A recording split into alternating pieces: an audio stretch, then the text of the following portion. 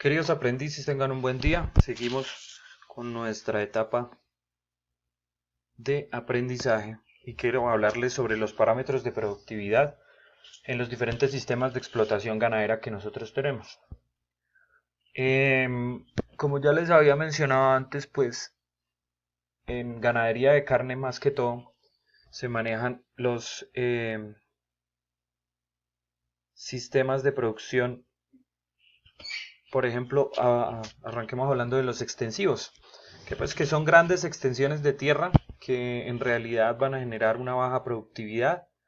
Se maneja, digamos que poca inversión de capital y recurso humano, porque son animales que están en la sabana, están animales en constante pastoreo y tiene pocas tecnologías asociadas. La edad del sacrificio normalmente es entre los 3 y 5 años, lo que llaman en el llano del ganado cuatriañero. Y, y pues nunca tenemos registros, nunca manejamos aforos en los pastos. Por lo general son extensiones donde se maneja un animal por hectárea. Y esto en realidad representa muchísimas pérdidas económicas que el ganadero no las está notando, o sea, no se está dando cuenta que está teniendo estas pérdidas económicas porque siempre está acostumbrado a este tipo de ganadería extensiva.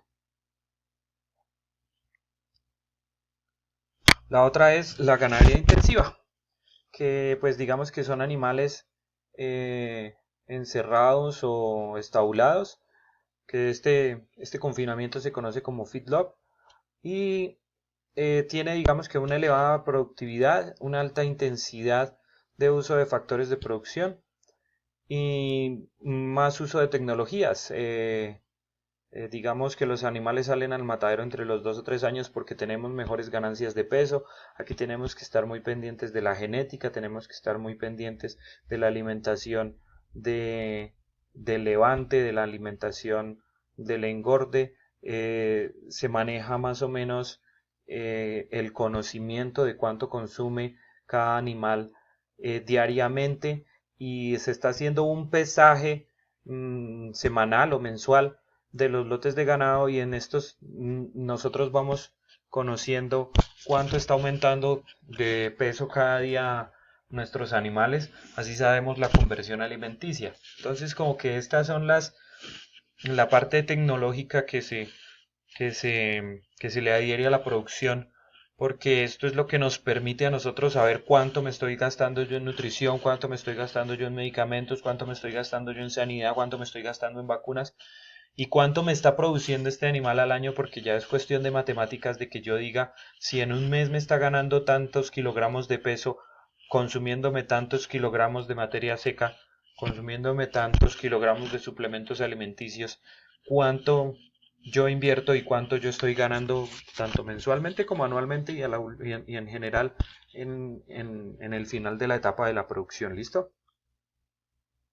Y hay otros que son mixtos, en donde combinamos los manejos de confinamiento, los manejos intensivos con el pastoreo. Entonces digamos que podemos tener una mediana productividad y restricciones en uso de factores de producción y uso limitado de tecnologías asociadas.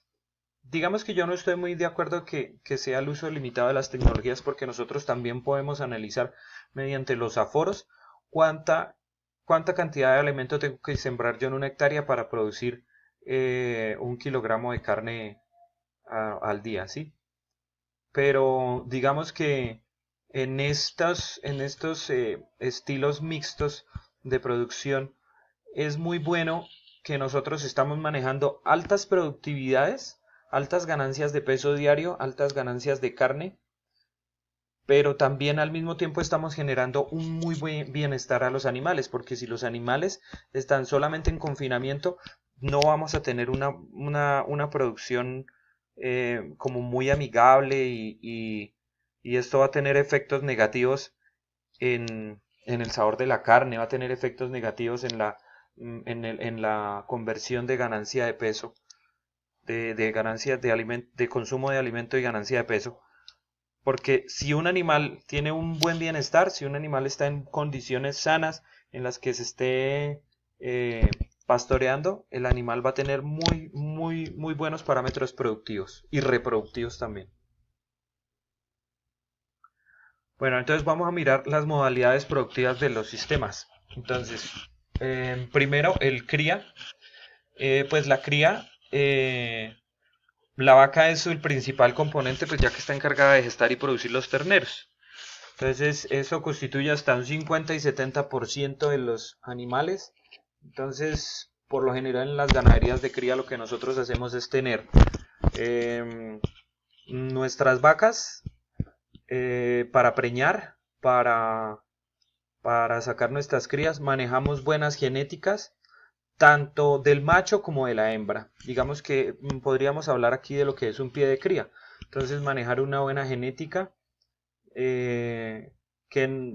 puede ser en animales puros o en animales sintéticos que nos generen una buena productividad de becerros para nosotros llevarlos hasta el punto del destete y vender ese producto como tal. Entonces el principal producto de venta serían los terneros de destete, pero el principal componente de productividad aquí son las vacas de cría, las vacas que se van a preñar, las vacas que nos van a generar nuestra buena genética. En etapa de cría existen tres modalidades, una que es vaca becerro, vaca maute y vaca novillo. Entonces el de vaca becerro se basa en la producción de becerros que se venden al destete, más o menos a la edad de 6 a 8 meses. Digamos que para manejar nosotros pesos muy buenos, además que estamos contando con muy buena genética. Generalmente esto se hace en sistemas extensivos con baja eficiencia productiva y reproductiva. El del vaca maute, entonces se venden animales listos para ser cebados o engordados con pesos aproximadamente entre los 300 kilogramos de peso vivo. Digamos que este es que nosotros tenemos una cría que se sacó del destete y esta cría se comienza en su proceso de levante, su proceso de rumiante a levante, allá va a pasar a la etapa de engorde, pero entonces nuestra vaca vuelve a quedar preñada y nosotros estamos sacando más o menos, si sacamos destetos de 6 a 8 meses, estos animales que vienen de 300 kilogramos de peso, nosotros los estaríamos sacando de 16 meses. Entonces, digamos que más o menos tendríamos un rango de producción, un lapso de producción de entre 6 y 8 meses. ¿Listo? Y la vaca novillo, que es la cría, se vende directamente al matadero y pues tiene mejores condiciones que permiten mantener los animales durante más tiempo. Salen a matadero entre 3 o 4 años de 350 a 500 kilogramos de peso. Digamos que esto no sería una buena ganancia para el ganadero, pero se maneja es más que todo cuando hablamos de genéticas de alta calidad. Eh, Cuando vayamos a hablar de la parte de mejoramiento genético, yo les voy a hablar de los factores que en realidad hacen posible que la genética nos genere más ganancias. ¿Por qué? Porque sacamos animales de 500 a 600 kilogramos en menos tiempo que si los tuviéramos en ganadería extensiva y que si estuviéramos manejando genéticas, no estuviéramos manejando mejoramientos genéticos. ¿Listo? La recría, entonces, digamos que hablamos de centros genéticos donde hay hembras y machos de razas puras em, registradas para mejorar genéticamente los rebaños comerciales. Cuando hablamos de la recría es cuando nosotros tratamos de mejorar nuestra ganadería de cría como refrescando la genética, cambiando, digamos, nuestro macho o cambiando nuestras vacas que están produciendo, y lo que hacemos aquí es un mejoramiento de la genética. Digamos que hay algunos animales de los que nosotros estamos manejando en la cría que nos van a servir muchísimo como F1s y metemos otro toro que no sea de la misma familia de una genética pura, y esto va a hacer que nosotros mejoremos genéticamente nuestra ganadería de cría, pero que también tengamos un refrescamiento en la sangre. ¿Listo? Bueno, continuamos. La etapa de levante, pues como lo decíamos antes, es la etapa que comprende entre el desteto de los terneros hasta que llegan a su etapa para comenzar la ceba.